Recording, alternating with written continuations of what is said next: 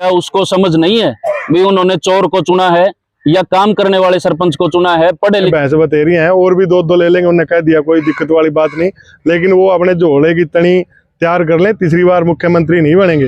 कोई नहीं, इतना दंड पहलेंगे, तैयारी करेंगे, दूध खावांगे, फिर मशीन आओगे, दबा के बटन दबाओगे। हाय बबली मर गया, हाय हाय बबली सबली, हाय हाय बबली सबली, मुर्दाबाद पट्टर पट्टर, मुर्दाबाद पट्टर पट्टर, मुर्दाबाद। और जो पंचायतों का पैसा होता है वो पंचायतों का हक होता है।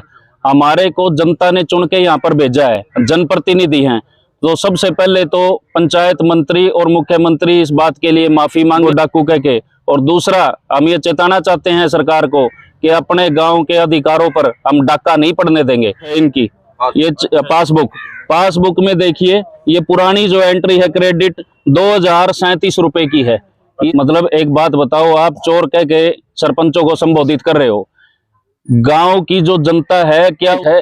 तो गांव वाले मूर्ख हैं। ये पूरे गांव की जनता का अपमान है, सभी लोगों का अपमान है। जो धरना स्थल पे बैठने के लिए बनाए गए थे, अच्छे कार्य के लिए बनाए गए थे, गांव के विकास के लिए बनाए गए थे। गांव अगर सरपंच ऐसे बैठे रहे तो उनको पता चल जाएगा, गाय भैंस हम तो फिर भी चराते कहीं ना कहीं मिल जाएंगे उनको, लेकिन वो जोड़ा लेके जरूर मिलेंगे। सरकार मुर्दाबाद, बबली सरकार मुर्दाबाद, बबली मंत्री हाय हाय हाय हाय हाय हाय, बबली मर गया, हाय हाय, बबली मर गया, हाय हाय, बबली सबली, हाय हाय, बबली सबली, हाय हाय, बबली सबली, मुर्दाबाद, बबली सबली, मुर्दाबाद, पट्टर पट्टर, मुर्दाबाद, पट्टर पट्टर, मुर्दाबाद। भाई क्या कुछ कहना चाहेंगे जो आज की जो पुलिस फाइनेंस रखी गई है, इस पुलिस फाइनेंस माध्यम से क्या कुछ आप कहना चाहेंगे? सबसे पहले तो मैं पत्रकार बंधुओं का यहाँ धरना स्थल पर पहुंचने पर आपका स्वागत करता हूं। पूरी सफीदो सरपंच एसोसिएशन की तरफ से आपका यहाँ पर स्वागत है, हार्दिक अभिनंदन है। हम ये कहना चाहते हैं जी, जैसा कि पंचायत मंत्री और हमारे मुख्यमंत्री मनोहर लाल सरपंचों को अभद्र भाषा का प्रयोग कर रहे हैं, सरपंचों को लेकर के अभद्र भाषा का प्रयोग कर रहे हैं, वो कभी चोर कह के संबोधित करते हैं, कभी कुछ। मैं ये कहना चाहता हूं कि हम यहाँ पर बैठे हैं गांव देहात की लड़ाई लड़ने के लिए, और जो पंचायतों का पैसा होता है वो पंचायतों का हक होता है। हमारे को जनता ने चुन के यहाँ पर भेजा है, जनप्रतिनिधि हैं, तो सबसे पहले तो पंचायत मंत्री और मुख्यमंत्री इस बात के लिए माफी मांगे जो उन्होंने संबोधन किया है, कोई चोर कह के, कोई डाकू कह के। और दूसरा, हम ये चेताना चाहते हैं सरकार को कि अपने गांव के अधिकारों पर हम डाका नहीं पड़ने देंगे। ये जो सरकार चाह रही है ना कि ई टेंडरिंग के बहाने ठेकेदारों के सहारे और पंचायतों के पैसे पर, अधिकार पे ये डाका मारना चाहती है सरकार, वो डाका हम पड़ने नहीं देंगे। अपने अधिकारों पे, अपने हकों पे डाका नहीं पड़ने देंगे।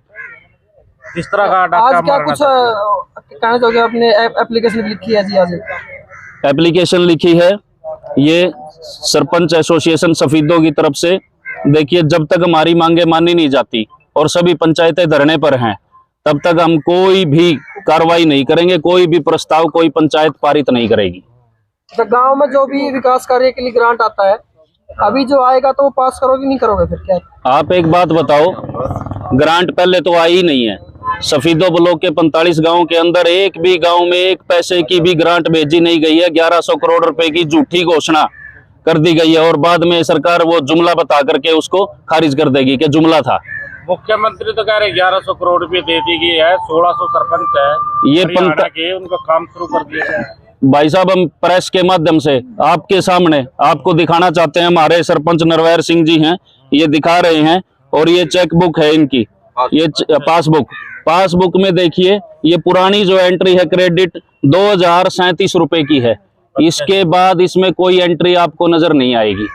ये अभी हाल ही में अपडेट की गई पासबुक है, यानी कि पैसे अभी तक आए नहीं है। बिल्कुल, अभी तक किसी भी खाते में कोई पैसा नहीं आया है। पूरे 45 के 45 सरपंच आपके सामने हैं, किसी के भी खाते में एक सिंगल रुपया भी नहीं आया। मुख्यमंत्री तो ये भी कह रहे हैं कि भाई मार्च तक पैसा लगा लो, नहीं तो वापसी। लगाएं कहाँ से? आएगा तो लगाएंगे, झूठ बोल, आएगा तो लगाएंगे, लगाएं कहाँ से? है ही नहीं खाते में, बताओ कहाँ से लगाएं? और जब तक मांगे नहीं मानी जाती तब तक लगाएंगे नहीं।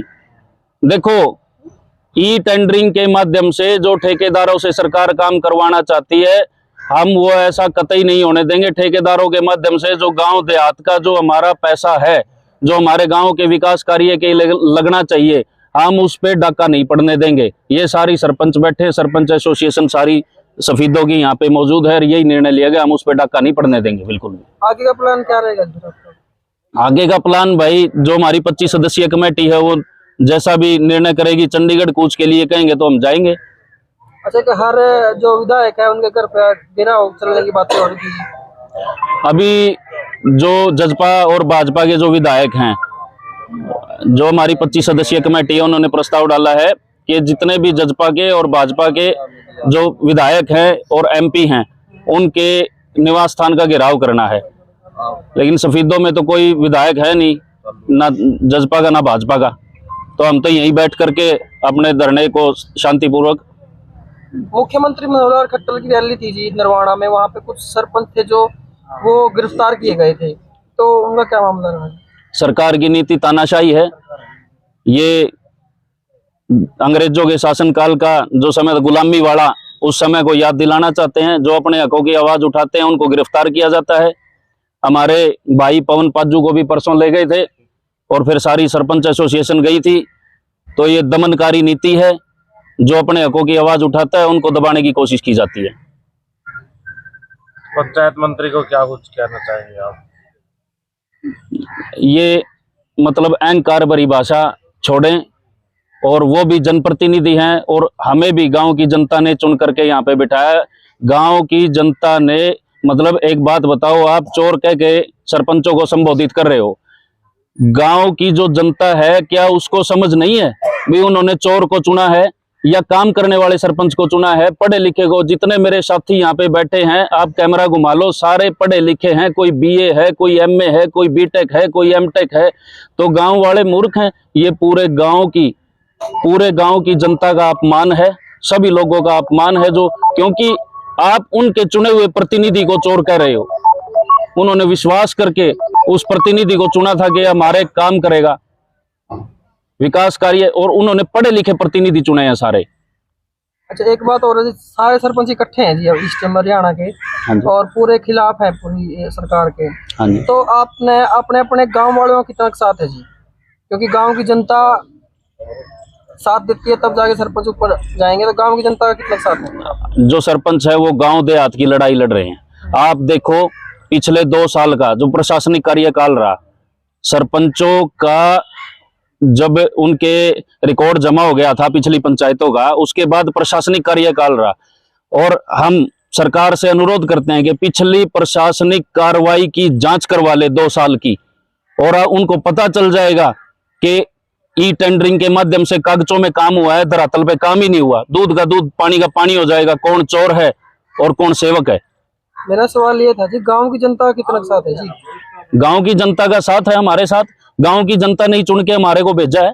इस बात का पता को आपको आने वाले इलेक्शन में लग जाएगा, गांव की जनता कितनी साथ है और कितनी दूर है। क्योंकि अब फिलहाल अगर गांव की जनता साथ नहीं आएगी तो उनको पता नहीं चलेगा ना कि ये जो सरपंच है इनकी पावर कितनी है। गांव की हम छोटी सरकार हैं, जिन्होंने बना के हमें यहाँ भेजा है। रोज वो यहाँ काम से आते हैं, आके देखते हैं हम क्या कर रहे हैं। क्या सरपंच इस धरना स्थल पे बैठने के लिए बनाए गए थे? अच्छे कार्य के लिए बनाए गए थे, गांव के विकास के लिए बनाए गए थे। गांव का विकास इन्होंने बंद कर दिया, और कल से सेक्रेटरियों के माध्यम से सरकार ने प्रेशर डलवा करके और प्रस्ताव मांगे थे 2 लाख से ऊपर के, 5 के, 7 के, 10 के। हम सभी ने इकट्ठे होकर अपनी अपनी कार्रवाई यहाँ रख दी है। कोई प्रस्ताव नहीं डाला और सरकार को चिताया है और लिख के दे दिया है, आगे कोई कार्य नहीं होगा जब तक हमारा फैसला नहीं होता। और सीएम मनोहर लाल जी का हमने उन्होंने कहा था रैली के अंदर, भाई अपनी एक गाय और भैंस ले लो, आपको लोन दे दिया जाएगा और पाल लो, अपने बच्चे पाल लो। हमारे पास तो हम किसान के बच्चे हैं, पहले से गाय भैंस बतेरी हैं, और भी 2 ले लेंगे। उन्होंने कह दिया कोई दिक्कत वाली बात नहीं, लेकिन वो अपने झोले की तनी तैयार कर लें, तीसरी बार मुख्यमंत्री नहीं बनेंगे। अगर सरपंच ऐसे बैठे रहे तो उनको पता चल जाएगा। गाय भैंस हम तो फिर भी चराते कहीं ना कहीं मिल जाएंगे उनको, लेकिन वो झोला लेके जरूर मिलेंगे। अगर अभी भी सरकार ने नहीं सुनी, इसके बाद फिर क्या प्लान रहेगा? फिर इलेक्शन आएगा, इलेक्शन में जैसे सरकार को सुनाया जाता है, गांव और देहात के लोग जैसे सुनाते हैं, शहर भी गांव देहात से ही बड़े हैं, वही लोग तो आगे बसे हुए हैं शहरों में। अगले इलेक्शन में तो जी 1-1.5 साल पड़े हैं पूरे, 2 कोई नहीं, इतना डंड पहलेंगे, तैयारी करेंगे, दूध खावांगे, फिर मशीन आवेगी, दबा के बटन दबाओगे। 2 साल तक गांव में कोई काम नहीं होगा। काम नहीं होंगे, वो जिनसे हैं वह तो करेंगे। इतने बैठे हैं नहीं, फैसला होगा फिर देखी जाओगी जी।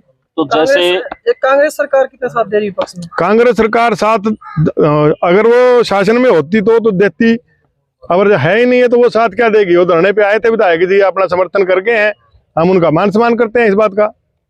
तो जेजेपी के विधायक है वो भी रामकरण काला उनके द्वारा भी जेजेपी का जो विधायक किया गया है वो समर्थन में है सर।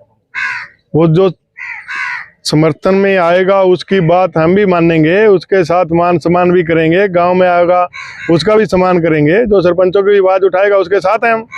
रामकरण काला जी का हम धन्यवाद करते हैं इस बात का, उन्होंने हमारी आवाज उठाई है।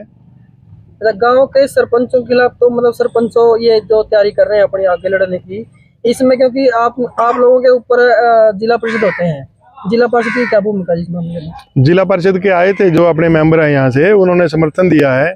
ब्लॉक समिति वालों ने भी सबने समर्थन दिया है। चेयरमैन साहब भी आए।